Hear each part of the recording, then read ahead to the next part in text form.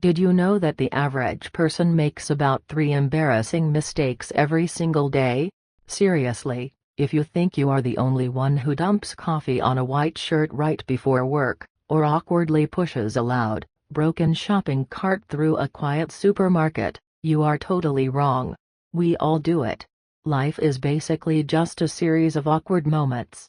And today, I am going to use my absolute disaster of the week to help you naturally improve your English speaking skills. Before we get into my crazy story, I am going to share exactly what you are going to learn. Here are the 10 questions and quick answers we are going to cover today. Question 1. What is the difference between spill and pour? Answer: spilling is an accident, pouring is on purpose. Question 2. How do you pronounce the word iron? Answer: it is pronounced iern, not iron. Question 3. Do you say arrived at or arrived in? Answer: you arrive at a building, but in a city. Question 4. What is a culprit? Answer: the person who caused a problem. Question 5. How do you pronounce colleague? Answer: it sounds like colleague. Question 6. What does it mean to spare someone's feelings? Answer: telling a polite lie so you do not make someone sad. Question 7. What is an aisle? Answer: a walkway in a store, and the S is completely silent. Question 8. What is the difference between embarrassed and embarrassing? Answer: one is how you feel, the other is the situation causing it. Question 9. What does it mean to blush? Answer: when your cheeks turn red from feeling awkward. Question 10. What is the difference between will and going to? Answer: will is a quick decision or promise, going to is a solid plan. Stick with me, because I am going to explain every single one of these in detail as my story unfolds. If you want to learn English through story, this is the exact video you need. So, let me tell you about my Monday. It actually started off great. I woke up early, the vibes were good, and I made a fresh, hot cup of coffee. I put on my favorite crisp, clean, white shirt because I wanted to look sharp for work. I picked up my coffee mug, and suddenly, my hand just slipped. The coffee went absolutely everywhere. On the counter, on the floor, and right down the front of my perfectly white shirt. It was a massive disaster. Question 1. What is the difference between spill and pour? Answer: the difference between spill and pour is intent. Let me explain this so you never forget it. When I talk about my coffee going all over my shirt, I use the word spill. I spilled my coffee. Spilling is always an accident. It means you lost control of the liquid. You did not want it to happen. On the other hand, the word pour is completely intentional. When I was making my coffee in the morning, I poured the water into the coffee maker. I poured the milk into my mug. You have total control when you pour. If you go to a restaurant, the waiter pours your water. But if the waiter trips and the water hits your lap, the waiter spilled your water. It is a tiny difference in vocabulary, but it completely changes the meaning of your sentence in a daily English conversation. Because I spilled my coffee, I was suddenly running super late. I ran into my bedroom, ripped off the ruined white shirt, opened my closet, and just grabbed the first shirt I saw. It was a blue button-down shirt, but there was one huge problem. I had left it at the bottom of a laundry basket, and it was ridiculously wrinkled. It literally looked like a crushed-up ball of paper. But I did not have any time to fix it. Question 2a. How do you pronounce the word iron? Answer: the correct pronunciation of iron is iern. This is a word that tricks so many English learners.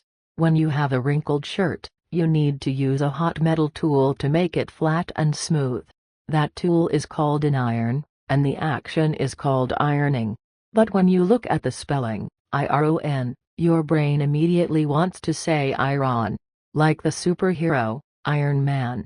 But here is the crazy secret about American English: even the superhero is pronounced iern man. The R and the O totally switch places when we speak. It sounds exactly like the word earn, as in earning money, with an I at the front. I earn. So, because I was late, I did not have time to iron my blue shirt. I just threw it on, grabbed my jacket to hide the wrinkles, and ran to the bus stop. I eventually made it to my office building, but when I got there, something super weird was happening. My boss and all the people I work with were just standing outside on the sidewalk. Question 3a. Do you say arrived at or arrived in? Answer: you use arrived at for specific locations and buildings, and arrived in for cities or countries. Let me make this super clear for you. I said, I arrived at my office building. The office is a specific point on a map. It is a building. So, we use the preposition at. You arrive at the supermarket, you arrive at the gym, you arrive at the airport. However, if you are talking about a large area with borders, like a city, a state, or a country, you must use in. You arrive in New York. You arrive in London. You arrive in Japan. You cannot arrive at Japan. Just remember, at is for a dot on the map, in is for a box on the map. I walked up to the group standing outside and asked my friend what was going on. Was it a fire drill? Nope. The front door was locked. Question 4a. What is a culprit? Answer: a culprit is the person responsible for a problem or a crime.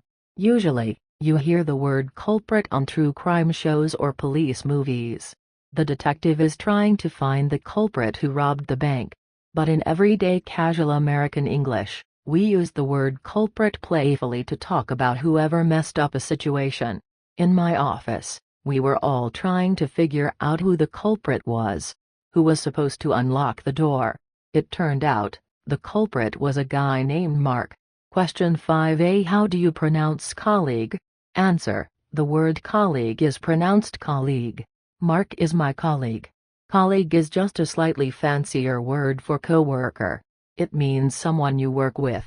But the spelling of this word is an absolute nightmare. Colleague. So many vowels. A lot of learners try to pronounce every single letter, so they say colleague or colleague. Do not do that. Keep it incredibly simple. The first part sounds like ca and the second part sounds like league. Colleague. Say it fast and smooth. Mark, my colleague, usually has the key to open the office. But Mark left his key on his kitchen table at home. So there we were, 20 colleagues, standing on the street for 30 minutes waiting for the manager to bring a spare key. If you think Mark had a bad day, let me tell you about my colleague Lisa. Later that week, Lisa decided to bake a lemon cake for the whole team. It looked amazing. It was bright yellow, super fluffy, and smelled great. We all grabbed a big slice, sat down in the break room, and took a huge bite at the exact same time. It was the worst thing I have ever tasted in my life. It was insanely salty. Lisa had accidentally grabbed the salt jar instead of the sugar jar in her kitchen. Question 6a. What does it mean to spare someone's feelings? Answer: to spare someone's feelings means to tell a white lie so you do not make a person sad or embarrassed. When we all ate that horrible, salty cake, no one wanted to spit it out. Lisa was smiling and looking so proud of her baking. We did not want to yell, "This is disgusting," because that would break her heart. So, to spare her feelings, we all forced ourselves to swallow the terrible cake. Sparing someone's feelings is a very common social concept. If your best friend gets a terrible new haircut and asks if you like it, you say, "Yeah, it looks great." You like to spare their feelings. We tried to spare Lisa's feelings, but eventually, she took a bite of the cake herself and screamed. She figured out her own mistake, and we all spent the rest of the day drinking gallons of water. A few days after the salty cake incident, I had to go to the supermarket to buy some groceries for the weekend. I walked in, grabbed a shopping cart, and started walking. Immediately, I knew I had made a huge mistake. Question 7a. What is an aisle? Answer: an aisle is a walkway between shelves, and it is pronounced exactly like the phrase "I will shorten to aisle." The spelling is completely crazy, aisle. Both the A and the S are completely silent. You just say aisle. Supermarkets are divided into different aisles. There is the cereal aisle, the frozen food aisle, and the fresh fruit aisle. You also find aisles on airplane as you can choose a window seat or an aisle seat. So, I was walking down the fruit aisle, and my shopping cart had a broken wheel. It wasn't just slightly broken, it was aggressively squeaking. Squeak, squeak, squeak. It sounded like I was driving a broken tractor through the store. Question 8a. What is the difference between embarrassed and embarrassing? Answer: the difference between embarrassed and embarrassing is that embarrassed describes your internal feeling, while embarrassing describes the outside situation. This is a huge grammar rule for adjectives ending in ed and ing. Use ed for how a person feels. I felt embarrassed because everyone in the store was staring at me. Use ing for the thing that causes the feeling. The loud, squeaky shopping cart was very embarrassing. You cannot say I am embarrassing unless you mean that your personality causes other people to feel awkward. So remember, I felt embarrassed by the embarrassing situation. Because the squeaking was so loud, literally every single person in the fruit aisle stopped looking at the apples and started staring at me. I wanted to disappear. Question 9a. What does it mean to blush? Answer: to blush means your face turns red because you feel awkward, shy, or embarrassed. It is a physical reaction that you literally cannot control. When everyone in the supermarket stopped to stare at me and my noisy cart, I could feel my face getting super hot. I was blushing.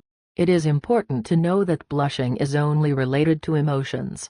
If you go for a run and your face turns red from the heat, you are not blushing, you are just flushed or sweaty. Blushing is strictly for those awkward moments. I grabbed my eggs and milk as fast as humanly possible, still blushing, and basically ran to the checkout counter to escape. To recover from this highly stressful week of spilled coffee, locked doors, salty cakes, and squeaky carts, I decided to host a chill weekend barbecue at my house with some friends. Just good food, nice weather, and zero stress. But I had to invite my friend Dave. Dave is a great guy, but he has zero concept of time. He is chronically late to everything. The last time we hung out, he showed up 3 hours late. So this time, I had to use a special strategy. Question 10a. What is the difference between will and going to? Answer: the difference between will and going to is all about planning. Both talk about the future, but we use them differently. Use going to when you have a set plan that you decided before speaking. I told my friends, I am going to host a barbecue on Saturday. That is a solid plan.